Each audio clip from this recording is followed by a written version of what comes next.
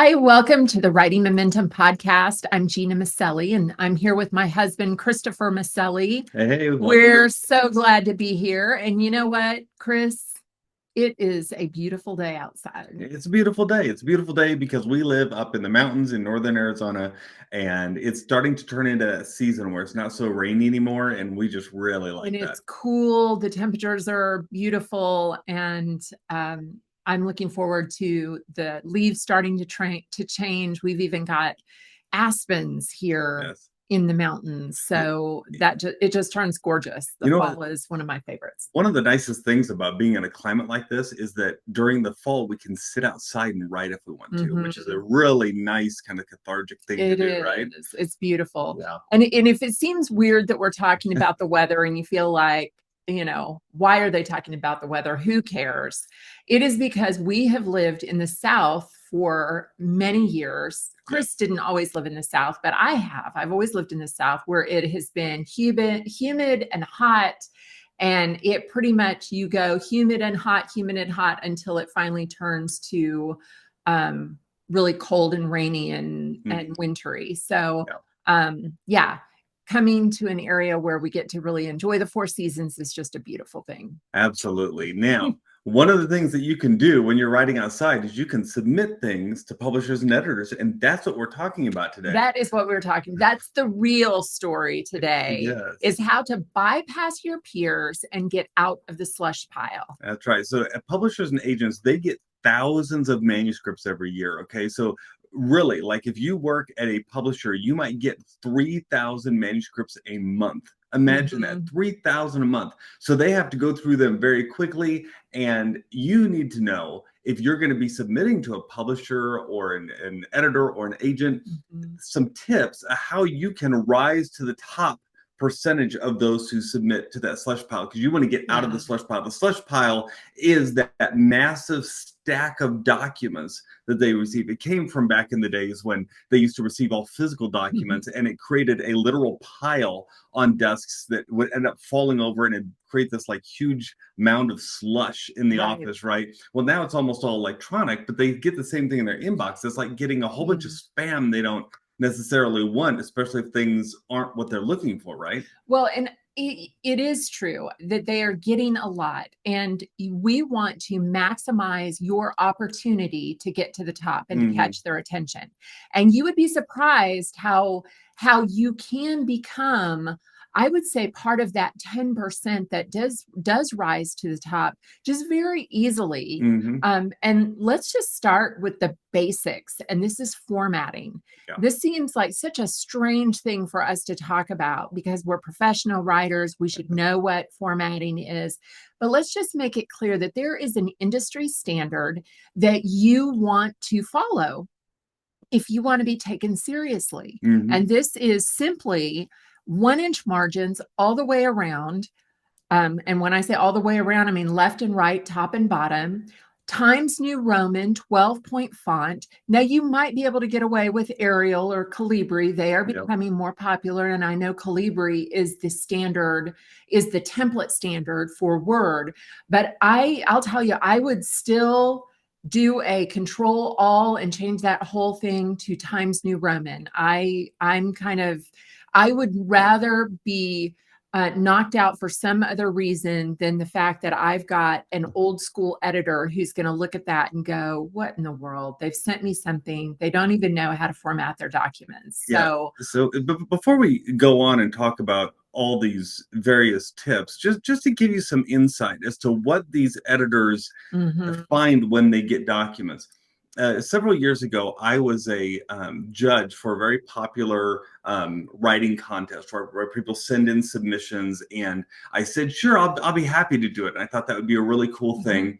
What I didn't know was that I would receive at the beginning of, I think it was May, I received over 1,000 manuscripts in a big UPS box on my doorstep. It was actually a couple boxes. And I had like 30 days to go through these 1,000 manuscripts and rank the top 100 in order. Okay. This was a tall order. And what I realized is this is how the editors feel as these publishing houses. They receive all these manuscripts, and they literally have seconds to go through each one to try and find Mhm. the ones that rise to the top. And then they can spend more time with those top ones. So what you end up doing is you look for anything that might disqualify a manuscript, and then you move on to the next one. You have to. It's just the only way that you can get through the massive Mhm. amounts of mail that you receive.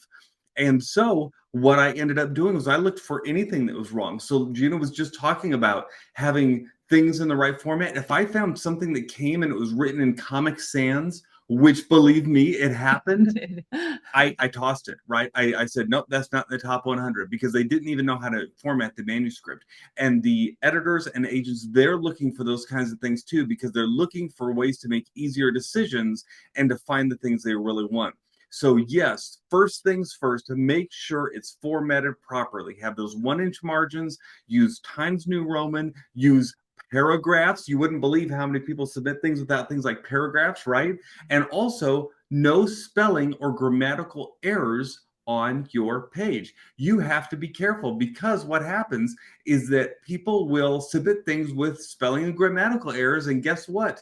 They should have caught those because your program most likely puts a little red squiggly under anything that has a Right. spelling error or a little green squiggly under anything that's a grammar error. And so those should have been caught for sure. So be sure to watch for those kinds of things. Yes. And I think the thing that we have to keep in mind is there's been a couple of things. Is one, like Chris said, they are getting so much that when they see something that is not formatted correctly, when they see something that has errors in it, typos, things like that, Mhm. they are seeing that to say, if that's the basis, if that's the basic level of professionalism and Right. quality that I can expect from this author, then that's not someone I want to work with. I mean, that really is what it comes down to. And that may sound harsh, but that's why it is so important to have your work edited, to have it Mhm. professionally edited. If you've got a friend or a family member who can do that well, then perfect. But otherwise, go ahead and spend the money to make sure that your manuscript rises to the top and isn't disqualified. That's right. And the other thing that I want to point out with that is I hear an excuse given pretty regularly that says that the message is so good that the quality of the story structure, that the structure of the nonprofit or non fiction book, that Mhm. the structure of the article, whatever it is, that somehow the message or the story or whatever is so good that, and even that the writing is so good that somehow the grammar, the punctuation, the formatting, that all of this stuff doesn't matter.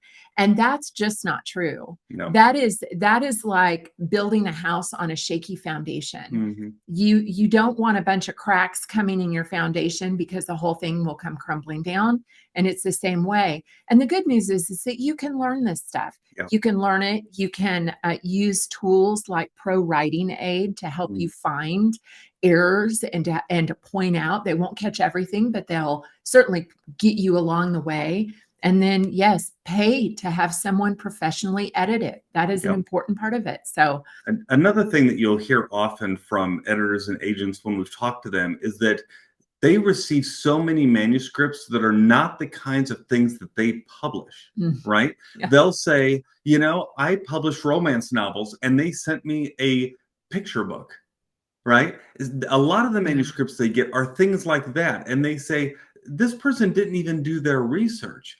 And so you want to make sure that you're sending them exactly what they're looking for. And today that's easier to do than ever. You can go on the website. Mhm. You will find submission guidelines on the website that tell you exactly how to submit your manuscript. Often they want you to fill out a form nowadays and upload your manuscript to that. If Mhm. you send it by email, they're not going to look at it. They might, as a courtesy, send an email back and say, no, you got to use the form, but they may not. It may just get discounted. So if you Mhm. want to make sure that your manuscript is looked at, follow their rules, right? Yes. Submit it the way that they can receive it, and then you'll have a much chance of rising higher to the top. Because Mhm. if you just do the things we've talked about so far, I bet you bypass what 90% of the manuscripts that Probably. come in. Probably. Yeah. And then, yes, like Chris said, just making sure that you're submitting to the right place. If you're writing science fiction, find the science fiction publishers, find the science fiction online zines, find those people who are interested in your genre. And here's the thing, again, people might say, well, my message is so good, but you have to understand that those publishers, they have already set up their model so that they can reach their audience. And so if they're a picture book publisher, a children's picture book publisher, they are not going to know what to do with a science fiction novel. They're not going to have access to that readership. They have not set up the distribution channels. They haven't set up how to advertise to that market. So that's the other thing. Sometimes we get in our own heads as writers, and we can kind of get excited about our message or about our book or our work and think that somehow it's so good that it's going to bypass all of these things. But this is, again, it's a business, and we just have to be, as much as we have to act like business people, so do the publishers. They have to act like business people, and they have to handle their business in a reliable and in a good faith way. Yeah. And when you submit your manuscript, just another a thought here is to go ahead and make sure you send a professional cover letter, or nowadays it's called cover letter because that's the way it always used to be done, was a piece of paper, but nowadays we do it by email. So be sure you include a little introduction that usually is an elevator pitch of what your book is about, then a little bit about why this book is something that would fit that publishing house. It shows that you've done your research. And then you'll put a little bit about yourself. And remember, when I say a little bit on all these, I mean a little bit. Okay. And then you'll go ahead and close out. And that's it. Just a nice ending there. That kind of thing, again, it signifies that you're a professional. You're not just attaching a document and a silly picture, or a document and hey, I hope you'll read this, and sending it off. You're covering it professionally. And by doing that, you'll get a lot further. Yes. And I would even say with understanding who their audience is and understanding who their current writers are, by going on their website, by seeing who they publish or who they represent, you're able to say in that cover letter, again, very shortly, in a very succinct way, like Chris said, but you can say, I see that you published this book by this author, and I believe that I would be a good fit for that. Or now, and I hesitate on that because you don't want to oversell yourself, and you don't want to say, well, this is the next Harry Potter. I would not say that. Be careful of overselling yourself like that, but find maybe that next generation of author who's in that vein, and say, I'm in this line and I'm in this vein. I'm on the same page with this person that you also represent.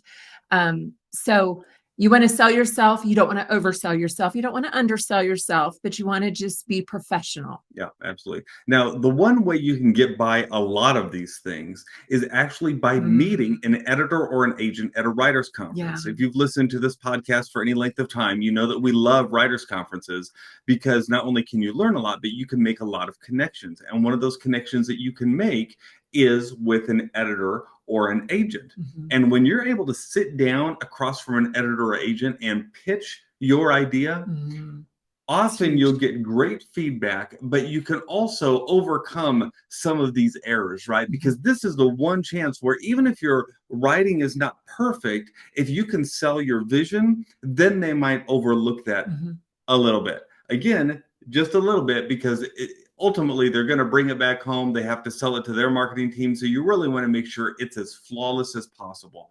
But that is a way to get an edge, wouldn't you say? I would say absolutely a way to get an edge. And also to show that marketing wise, that you are a savvy business person as well, that you already have a presence on social media, that you are already building a platform or an audience, that you're reaching out to readers, that you're involved in these other things, so that, again, they know that you're a sure bet when they buy your manuscript or Yeah. they take it. So They'll want to know you have an audience for sure. absolutely.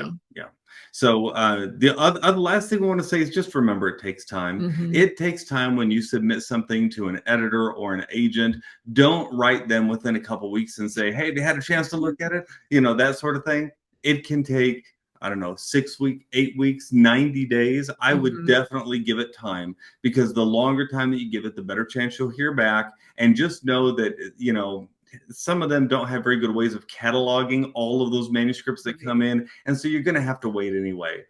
The one exception to that might be that if you met someone again at a writer's conference and they said, "Send this to me right away," then maybe you could respond in about 30 days just to say, "Hey, I sent it. Just wanted to make sure you got it," that sort of thing. Mhm. Even then, though, I probably wouldn't. I'd probably wait a good 60, 90 days and do it that way. Yeah, it's just it's the nature of the Yeah, business that it just takes time. for It sure. really does take For time. sure. We hope that you have enjoyed this podcast. We hope Yes. that you will subscribe. We hope you will share it with your writing friends.